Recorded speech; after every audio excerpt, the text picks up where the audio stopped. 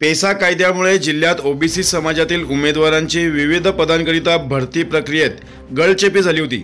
मात्र ओबीसी नेते भालचंद्र ठाकरे व इतर याचिकाकर्त्यांमुळे सुप्रीम कोर्टाने दिलेल्या स्थगितीनंतर आता भरती प्रक्रियेत आशा निर्माण झाली आहे। आदिवासी बहुल भागातील सर्व प्रशासकीय पदांच्या भरतीमध्ये तेथील अनुसूचित जमातीतील उमेदवारांना 100% आरक्षण देण्याचा अध्यादेश काढणाऱ्या राज्य सरकारची सुप्रीम कोर्टाने चांगलीच कान उघाडणी केली आहे। एकाच समाजाला 100% आरक्षण देण्याचे गाजर दाखवून तसा अध्यादेश काढलाच कसा असा खडा सवाल न्यायालयाने केला आहे आणि याबाबत पुढील 3 आठवड्यांच्या आत खुलासा करण्याचा सक्त आदेश सरकारला दिला आहे। स्थानिक आदिवासी तरुणांना 100% आरक्षण देण्याचा राज्य सरकारचा निर्णय यापूर्वी मुंबई हायकोर्टाच्या कचाट्यात सापडला होता। हायकोर्टाने अधिकार क्षेत्राच्या मुद्द्यांवर सर्व याचिका फेटाळल्या। त्यानंतर लगेचच विविध संघटनांनी सरकारच्या वादग्रस्त अधिसूचनेला सुप्रीम कोर्टात आव्हान दिले होते। त्यानुसार संबंधित याचिकांवर द्विसदस्यीय खंडपीठापुढे सुनावणी झाली। खरं म्हणजे राज्यपालांनी जारी केलेल्या अधिसूचनेच्या वैधतेचा फैसला सुप्रीम कोर्टानेच करावा अशी विनंती याचिकाकर्त्यांकडून केली होती। यावर सुप्रीम कोर्टात सुनावणी देखील झाली। कोर्टाने अनुसूचित जमातींना 100% आरक्षण देणे बेकायदेशीर असल्याचे निरीक्षणात नोंदवले। तसेच 3 आठवड्यात याबाबतचे उत्तर सादर करण्याचे आदेश दिले।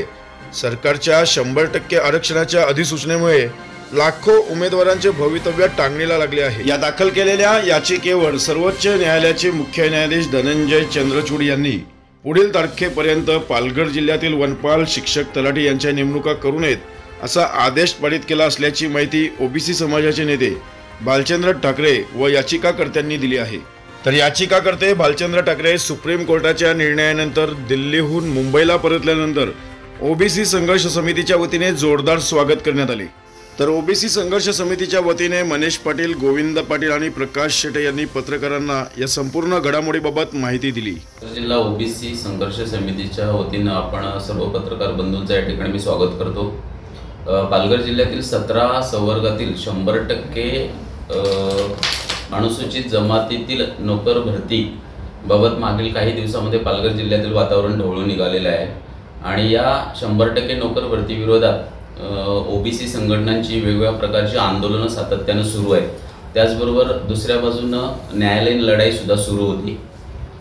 राज्यपालांचा जून 14चा जो शासन निर्णय आहे किंवा जी अधिसूचना आहे त्यामध्ये 17 संवर्गातील पदही 100% अनुसूचित जमातीमधून भरण्याबाबत त्या ठिकाणी ही अधिसूचना प्रसारित करण्यात आली होती। त्यानंतर त्याला पालघरमधील तसेच राज्यातील काही बिगर आदिवासी संघटनांनी किंवा ओबीसी संघटनांनी न्यायालयामध्ये आव्हान दिलं होतं। त्यानंतर 2019 साली महाराष्ट्र शासनाने अधिसूचना काढून जी आरक्षणाची पेसा क्षेत्रातील टक्केवारी आहे ती आदिवासींच्या लोकसंख्येनुसार 25, 50 आणि 100% या प्रकारे त्याचं वर्गीकरण केलं होतं। तर पालघर जिल्ह्यातून सामाजिक विकास प्रबोधिनी याचे जे समन्वयक आहेत सन्माननीय बीबी ठाकरे साहेब यांनी उच्च न्यायालयामध्ये याचिका दाखल केली होती। त्यांची याचिका आणि त्याच्यापूर्वी उच्च न्यायालयामध्ये असलेल्या अन्य 3 याचिका या एकत्रित करून काही महिने मुंबई उच्च न्यायालयामध्ये त्याची सुनावणी सुरू होती आणि नुकताच सप्टेंबर महिन्यामध्ये तो जो निकाल आला तो निकाल उच्च न्यायालयाने या याचिकादारांच्या विरोधामध्ये दिला होता की आपण संबंधित याचिका मॅटमध्ये म्हणजे जे महाराष्ट्र ॲडमिनिस्ट्रेटिव्ह ट्रिब्युनल जे आहे महाराष्ट्र प्रशासकीय सेवेसंदर्भातलं तिथे आपण म्हणणं मांडावं किंवा सर्वोच्च न्यायालयामध्ये जावं अशा प्रकारचे 2 पर्याय उच्च न्यायालयाने सुचवले होते। तर सामाजिक विकास प्रबोधिनीचे समन्वयक बीबी ठाकरे साहेब यांनी 1 ऑक्टोबर 2023 रोजी सर्वोच्च न्यायालयामध्ये त्वरित याचिका दाखल करून त्या ठिकाणी सध्या ही जी नोकर भरती सुरू होती त्यामध्ये प्रामुख्याने पालघर जिल्ह्यातील मग पेसा अंतर्गत असलेली शिक्षक भरती असेल, तलाठी भरती असेल किंवा वनरक्षकांची भरती असेल ही थांबवावी आणि अशा प्रकारे त्या ज्या राज्य शासनाच्या 2019च्या अधिसूचनेला त्या ठिकाणी सर्वोच्च न्यायालयामध्ये आव्हान दिलं होतं किंवा मुंबई उच्च न्यायालयाने जो काही निकाल दिला होता त्याला त्या ठिकाणी सर्वोच्च न्यायालयामध्ये आव्हान दिलं होतं। तर काल सर्वोच्च न्यायालयामध्ये याबाबतची सुनावणी, मला वाटतं ही कालची 3री सुनावणी होती। यापूर्वी 2 दिवस सर्वोच्च न्यायालयाचे जे सरन्यायाधीश आहेत न्यायमूर्ती चंद्रचूड हे स्वतः आणि अन्य एक न्यायाधीश आहेत या 2 सदस्यांच्या खंडपीठाने त्या ठिकाणी याचिकादारांचं म्हणणं ऐकलं आणि काल 3ऱ्या दिवसाच्या सुनावणीमध्ये अशा प्रकारचा आदेश दिलेला आहे की हे जे मॅटमध्ये जे उच्च न्यायालयाने जायला सांगितलं होतं हे कोणत्या अर्थानं, कारण मॅटमध्ये किंवा महाराष्ट्र प्रशासकीय सेवा प्राधिकरण जे आहे त्या ठिकाणी जे इन सर्व्हिस असतात, सेवेमध्ये असलेले कर्मचारी आहेत, अधिकारी आहेत, त्यांना त्या ठिकाणी आपल्यावर होणाऱ्या अन्यायाविरुद्ध दाद मागता येते. त्याच्यामुळे मॅटमध्ये जाण्याचा विषयच येत नाही. आणि सर्वोच्च न्यायालयाने स्पष्ट म्हटलं की ही जी याचिका आहे याबाबत पुन्हा मुंबई उच्च न्यायालयामध्ये जाऊन आपण आपलं म्हणणं मांडावं किंवा राज्य शासनाने आपली भूमिका या ठिकाणी सर्वोच्च न्यायालयामध्ये जाहीर करावी. तर त्या ठिकाणी याचिकादारांचे म्हणजे आपल्या सामाजिक विकास प्रबोधिनीचे जे वकील होते, सन्माननीय ललित नावाचे जे विधितज्ञ आहेत किंवा पटलीवाल, यांनी स्पष्टपणे भूमिका मांडली की आम्हाला सर्वोच्च न्यायालयामध्ये या ठिकाणी आमचं पण म्हणणं मांडायचं आहे आणि राज्य शासनाने पण त्यांचं म्हणणं या ठिकाणी सादर करावं. म्हणजे सर्वोच्च न्यायालयानेच आमची बाजू ऐकून घ्यावी, आम्हाला पुन्हा उच्च न्यायालयाकडे पाठवू नका.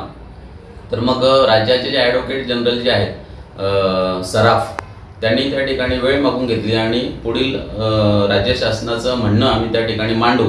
तर सर्वोच्च न्यायालयाने त्यांना 3 आठवड्यांची मुदत दिलेली आहे राज्य शासनाचं म्हणणं मांडायला. आणि तोपर्यंत महाराष्ट्र सरकारने ही जी सध्या 100% जी भरती सुरू होती, मग त्यामध्ये वनरक्षक पद असेल किंवा तलाठी असेल किंवा पालघर जिल्ह्यातली जी 100% शिक्षकांची जी पदं भरायची आहेत, यांना कुठल्याही प्रकारचे आदेश देऊ नयेत अशा प्रकारचे त्या ठिकाणी सर्वोच्च न्यायालयाने सांगितलेले आहे. आणि राज्य शासनाच्या वतीनं जे महाधिवक्ता आहेत ॲडव्होकेट जनरल सराफ, त्यांनी ते मान्य केलं आहे की पुढील सुनावणी होईपर्यंत आणि राज्य शासनाचं ॲफिडेव्हिट किंवा म्हणणं मांडेपर्यंत आम्ही अशा प्रकारचे आदेश बजावणार नाही. तर अशा पद्धतीनं काल त्या ठिकाणी सर्वोच्च न्यायालयामध्ये घडलेल्या ज्या घडामोडी आहेत त्यामुळं ओबीसी समाजाला किंवा 100% नोकर भरतीमुळं जो बिगर आदिवासींवर किंवा ओबीसी समाजावर जो अन्याय होत होता, कारण या 17 संवर्गामध्ये ओबीसीना कुठल्याही प्रकारे नोकऱ्यांची शाश्वती राहिलेली नव्हती. तर या सर्व बाबींमध्ये या सर्वोच्च न्यायालयाच्या कालच्या निकालामुळं कुठेतरी एक रिलीफ मिळालेला आहे, दिलासा मिळालेला आहे. आणि आम्हाला पालघर जिल्हा ओबीसी संघर्ष समितीला या ठिकाणी आशा आहे की राज्यपालांची जी 14ची अधिसूचना आहे किंवा राज्य शासनाची 2019ची जी त्या ठिकाणी अधिसूचना आहे, याची चांगल्या पद्धतीनं सर्वोच्च न्यायालयामध्ये कुठेतरी समीक्षा होईल. त्या ठिकाणी राज्यघटनेमध्ये जी त्या ठिकाणी ज्या काही तरतुदी आहेत आरक्षणाबाबत, त्याची शहानिशा होईल, समीक्षा होईल. अशा प्रकारची या कालच्या निकालामुळे आशा निर्माण झालेली आहे. कालच्या या निकालाबद्दल सर्वोच्च न्यायालयाचे या ठिकाणी पालघर जिल्हा ओबीसी संघर्ष समितीच्या वतीनं आम्ही आभार मानतो. आपला जिल्हा पालघर जिल्हा. पालघर जिल्ह्यातील घडामोडी पाहण्याकरिता पालघर न्यूज नेटवर्क हे चॅनल जरूर पहा.